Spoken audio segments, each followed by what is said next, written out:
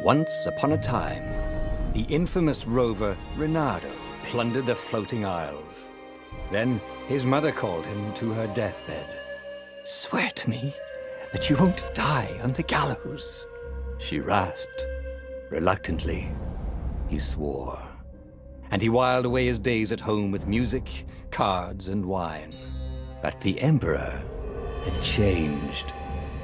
He'd been good once, a shy, almost humble toad. He'd built universities.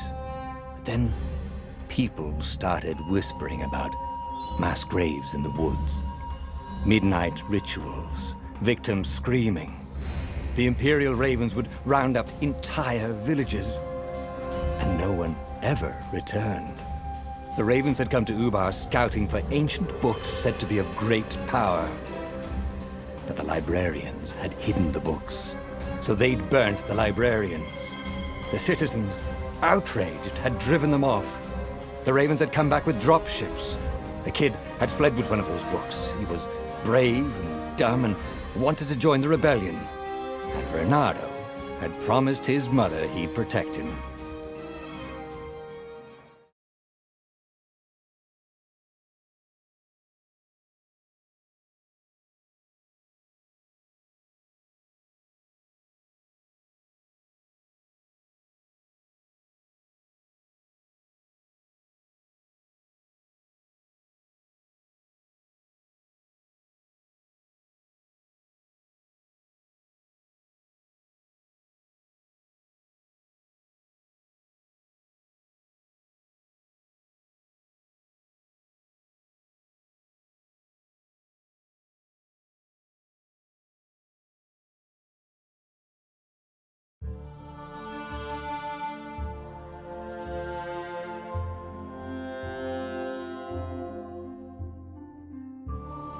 The kid was looking down, watching his city burn.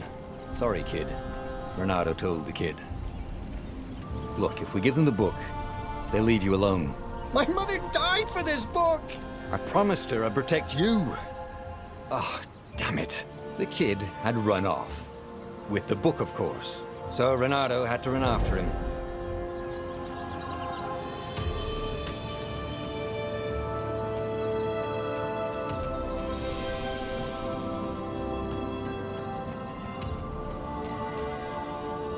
The two Ravens were staring at the kid like he was their dinner, which probably was what was in their tiny brains. "Hey," Reynardo said. They cocked their heads at him. "Pick on someone as ugly as you." Wait, that didn't come out right. "For the Emperor!" The Ravens cawed and rushed at him.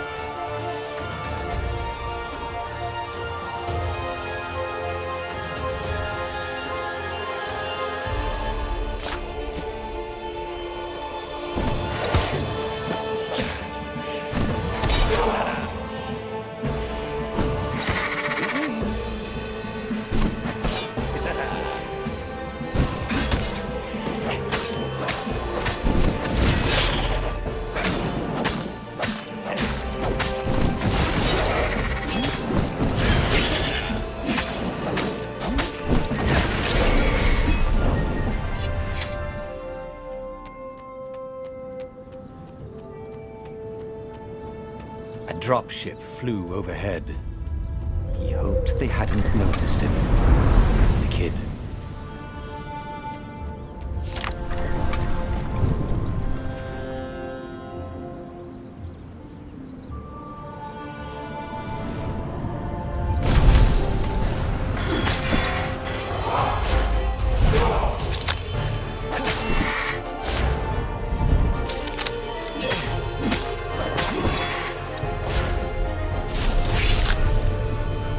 Oh, right.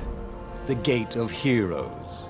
Someone's idea of a joke, making the Skyship Docks a gated community. You needed a hero's sword to open it. And the kid was on the other side of the gate. Who let you through? Promise me you'll take the book to the rebels, or I'm gonna steal your ship. I'm not taking that damn book anywhere, and neither are you. Try and stop me, laughed the kid. I bet you don't even have a hero sword. And with that, the kid hopped away.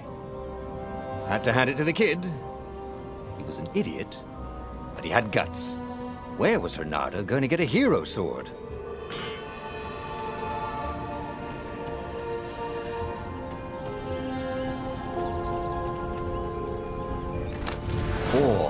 And wind essence?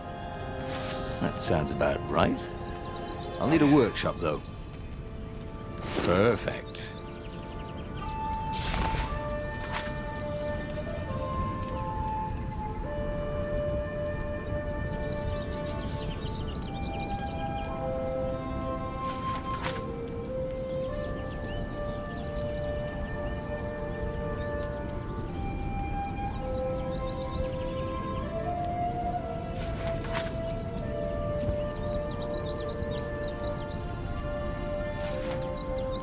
Hero Sword, QED.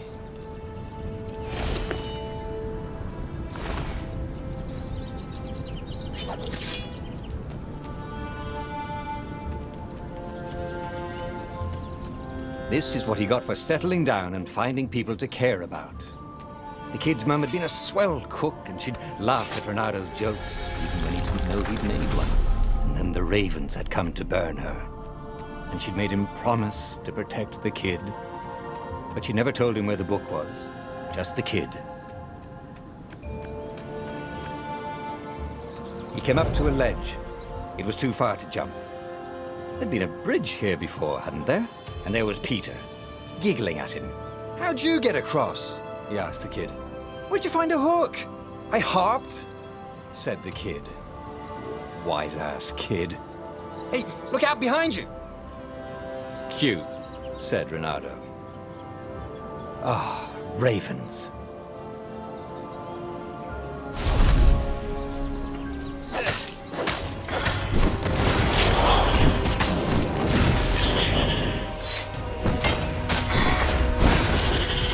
It was time to talk some sense into the kid.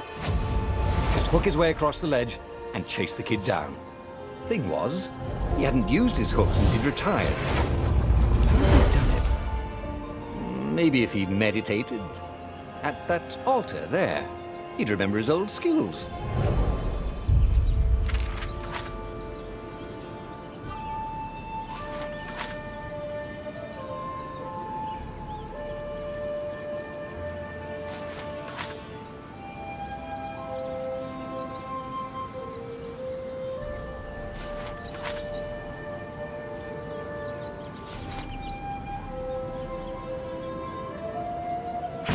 Was starting to come back to him. Something you never completely forgot, like how to freeze time when attacking. The more he fought, the more he'd probably remember.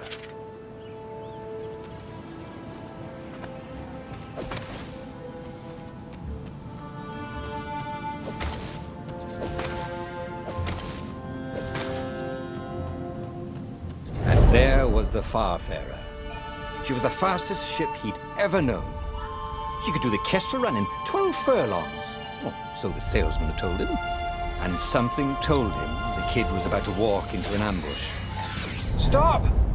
he shouted. "I'm not giving you the book!" shouted the kid, and took off. "No! Peter!" But the kid ran for it, and a goggler nailed him with its eye beam.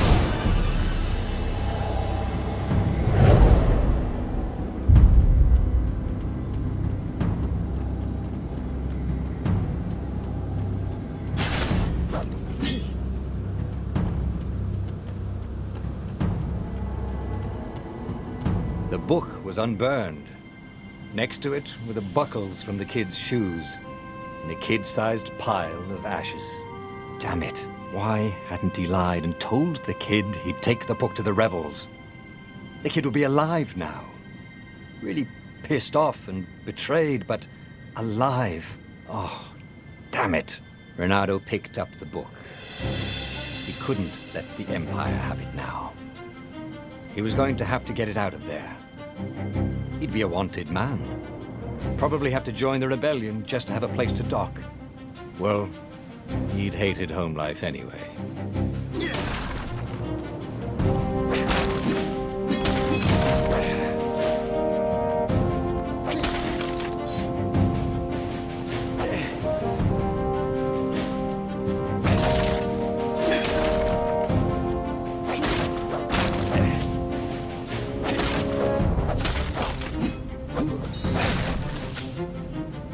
What was the big deal about this book anyway?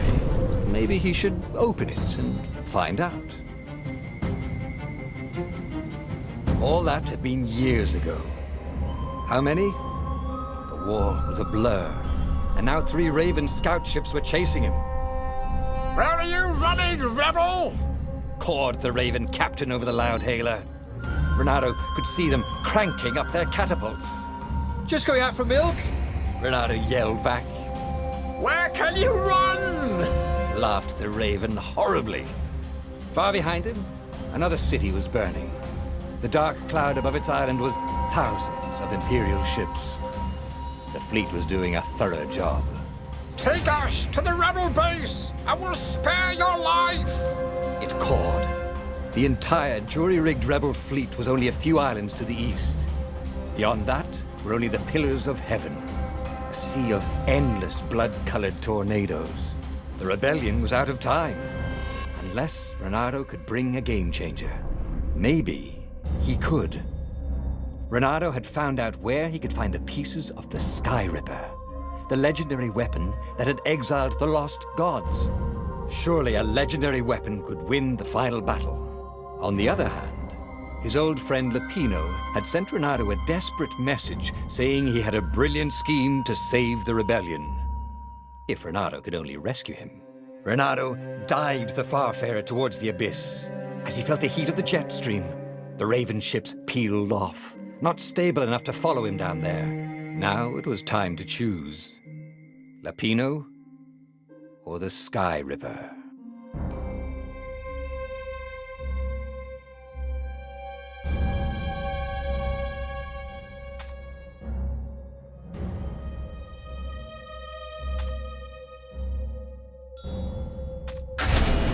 Every child knew about the Sky Ripper. The Transcendent Emperor had buried its pieces. What could have brought them to light? This Emperor, Isengrim III, had once been kind, but he'd gone mad. And now he was conducting secret, obscene rituals to bring back the lost gods. Had he, somehow, summoned the long-lost components of the legendary weapon out of the deep places of the earth? It was more than Renato could fathom. But if he could find a legendary weapon, he would use it.